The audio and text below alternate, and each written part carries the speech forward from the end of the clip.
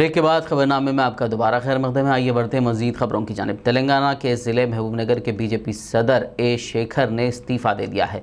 बताया जा रहा है कि बीजेपी के रियासती सदर बंडी संजय से मुबैना इख्तलाफात के बाद उन्होंने पार्टी से मुस्तफ़ी होने का फ़ैसला किया। इस पर मीडिया को उन्होंने इत्तला देते हुए वाकिफ़ करवाया। समझाया जा रहा है कि आज तेलंगाना बीजेपी सदर बंडी संजय के महबूबनगर के दौरे के मौके पर पार्टी कायदीन की जानिब से उन्हें नज़रअंदाज किए जाने पर उन्होंने पार्टी से इस्तीफ़ा देने का फ़ैसला किया। मजलिस लीडर व नामपल्ली रुकन असम्बली जाफ़र हुसैन मिराज ने आज FMS वेलफेयर ट्रस्ट की जानिब से मुनक़्क़िदा प्रोग्राम में मेहमान ख़ुसूसी की हैसियत से शिरकत की। इस दौरान उन्होंने गरीब मुस्तहक़ अफराद में ग़िज़ाई अशिया, कपड़े और ब्लैंकेट्स की तक़सीम की। इसी तरह ट्रस्ट की जानिब से बीमार अफराद के लिए इंतज़ाम किए गए वाटर बेड्स और माजूरीन के लिए व्हील चेयर्स और मुस्तहक़ अफराद में रोटी बैंक की जानिब से पकी हुई रोटियाँ भी उन्होंने तकसीम की। इस मौके पर मजलिसी कॉरपोरेटर्स के अलावा ट्रस्ट के जिम्मेदारान मौजूद थे। कि आज का जो प्रोग्राम ऑर्गेनाइज किया गया है वो चल नहीं सकते, वैसे लोगों को व्हील चेयर का भी इनसे से रहते हुए वो बेड पे सोने को तकलीफ, तो उनके लिए वाटर बेड का भी इंतज़ाम किया गया है। ऐसे बात होती है जिसको अल्लाह कबूल करता है।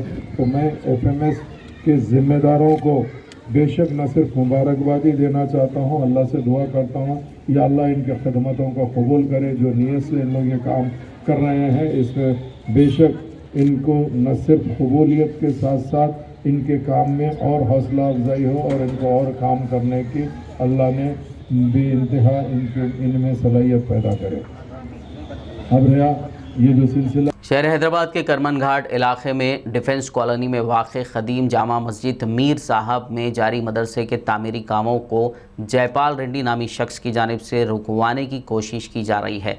ये इल्ज़ाम मस्जिद कमेटी की जानिब से लगाया गया है। जामा मस्जिद मीर साहब कमेटी के जनरल सेक्रेटरी रिजवान ने मीडिया से बात करते हुए तफसील बताई और मुताल्लिक़ा पुलिस वक्फ बोर्ड से इंसाफ का मुतालबा किया।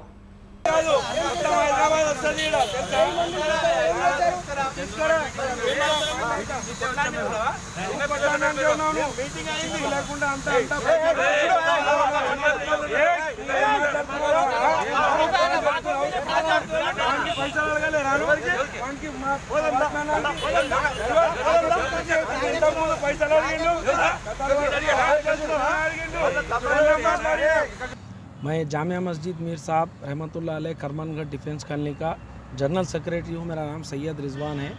मैं यहाँ मस्जिद के पास खिदमत अंजाम दे रहा हूँ। आज सुबह में यहाँ मस्जिद के पास हम लोग जो है सो पूरे कमेटी मिलके, बस्ती वाले मिलके पूरे गैदर होके हम लोग जो है सो यहाँ पे वज़ू खाने, तारत खाने, मदरसे का काम चालू करें। मस्जिद की कंपाउंड में ये पूरी मस्जिद की ज़मीन, ये तो पूरी वक्फ बोर्ड की थी ज़मीन। ये पूरी 5 एकड़ चिल्लर ज़मीन थी जिसके अंदर से कब्ज़ा होते होते होते आज 3,400 गज़ मस्जिद की ज़मीन है। ये ज़मीन के ऊपर हम लोग जो है सो वज़ू खाने, तारत खाने डेवलप कर ले रहे हैं। तो यहाँ लोकल का जो है सो एक जयपाल रेड्डी बोलने वाला कॉलोनी का प्रेसिडेंट है। वो प्रेसिडेंट आके सुबह में 40-50 जनों लोगों को ले लेके आके यहाँ मस्जिद में तुम लोग नहीं बनाना, यहाँ डेवलप नहीं करना, ये हमारे कॉलोनी से परमिशन लेना बोल रहे हो लोग। हमारे कॉलोनी से परमिशन लेना लेके जो है सो तुम नहीं करना, तुम लोग यहाँ रहना नहीं, करना नहीं बोल के हमको डरा के धमका के मेरा गला पकड़ के जो है सो 50-60 जने को लगा सुबह आके मैं काम करा रहा था यहाँ पे मदरसे का। आपका गला जयपाल रेड्डी और उसके साथ 40-50 लोग आए पूरे, वो वीडियो में है, पूरा वीडियो में गला पकड़ के करके ऐसा करे लोग आए और इनके ऊपर सख्त से कार्रवाई करना। और ये मदरसे का काम हम खुद हमारे पैसे से कर रहे हैं, किसी से 1 रुपया नहीं ले रहे हैं, खुद हमारी कमेटी मिलके हम खुद पैसे डाल के हम काम कर रहे हैं। मैं KCR साहब से, होम मिनिस्टर साहब से और हमारे असदुद्दीन अवैसी साहब से, अकबरुद्दीन अवैसी साहब से पूरों से गुजारिश कर रहा हूँ कि ये वक्फ बोर्ड की जायदाद है, ये हमारे मुसलमानों का हक़ है। ये जो है सो वक्फ बोर्ड के सलीम साहब से भी मैं गुजारिश कर रहा हूँ, सख्त से सख्त एक्शन लीजिए आप लोग पूरे मिलके।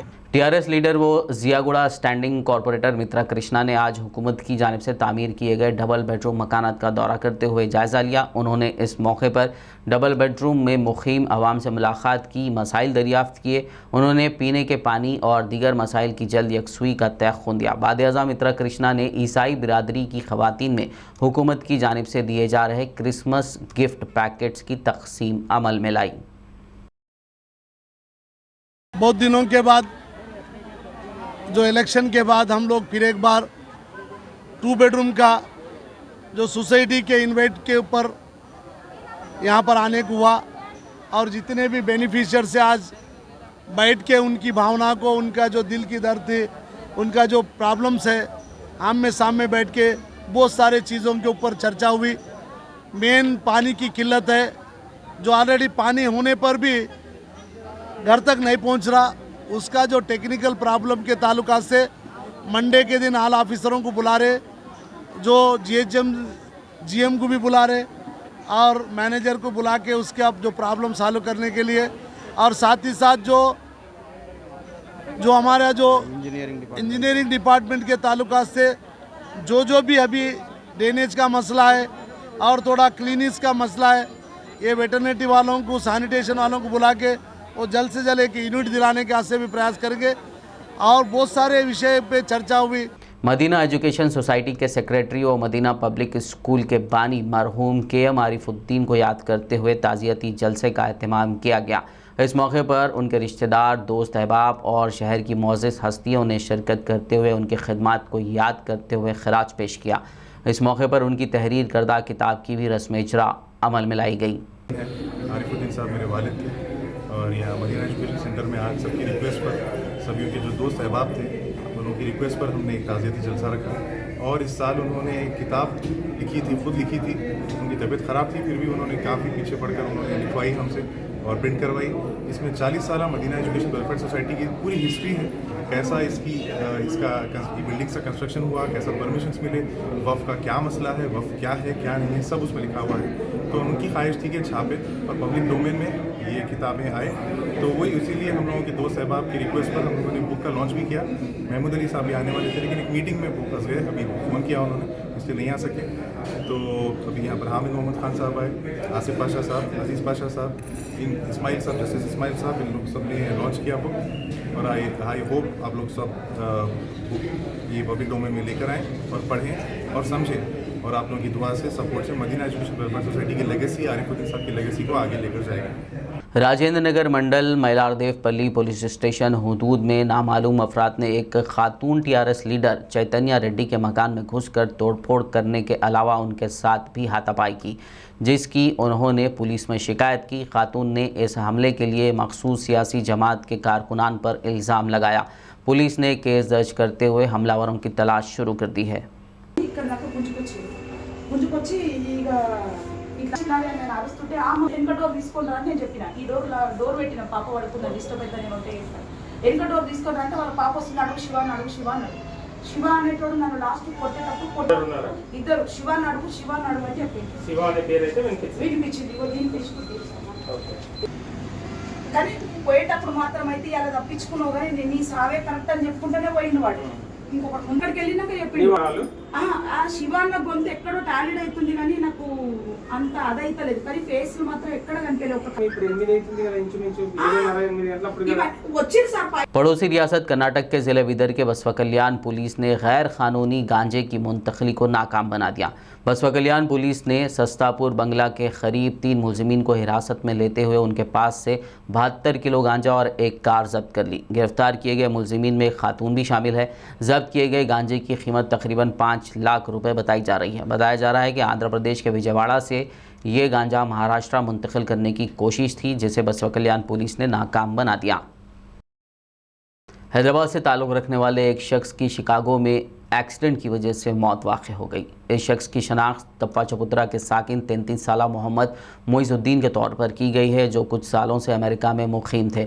मोइज़ुद्दीन के वालिद ख्वाजा मोइनुद्दीन ने बताया कि वो अपनी कार से नीचे उतरने के बाद खड़ा हुआ था कि रॉन्ग साइड से आने वाली एक और कार ने उसकी कार को टक्कर दे दी, जिसके नतीजे में वो शदीद ज़ख्मी हो गया और उसकी मौत वाक़ हो गई।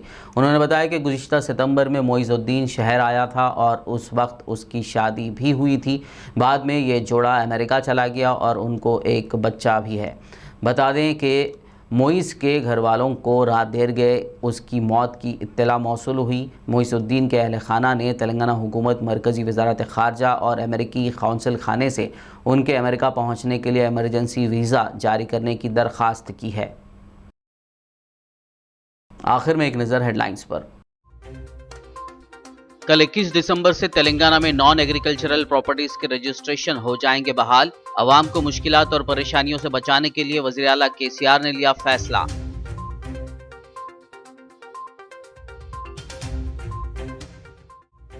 जनवरी से तेलंगाना स्कूल्स में तालीमी सरगर्मियां शुरू करने पर किया जा रहा है संजीदगी से गौर। हुकूमत से मंजूरी के बाद तालीमी कैलेंडर भी जारी किए जाने के इम्कान।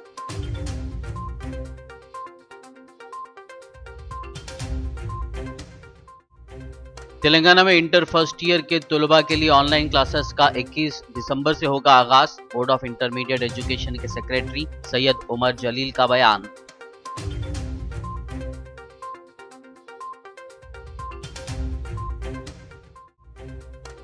सेक्रेटेरिएट के मसाजिद की तामीर का जमीयत उलमा सदर हाफिज पीर शब्बीर अहमद ने किया मुतालबा। कहा वज़ीर आला केसीआर करें इस मामले में वजाहत।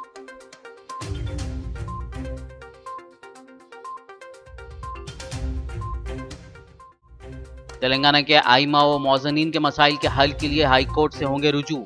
ऑल इंडिया सूफी उलमा काउंसिल के सदर का बयान।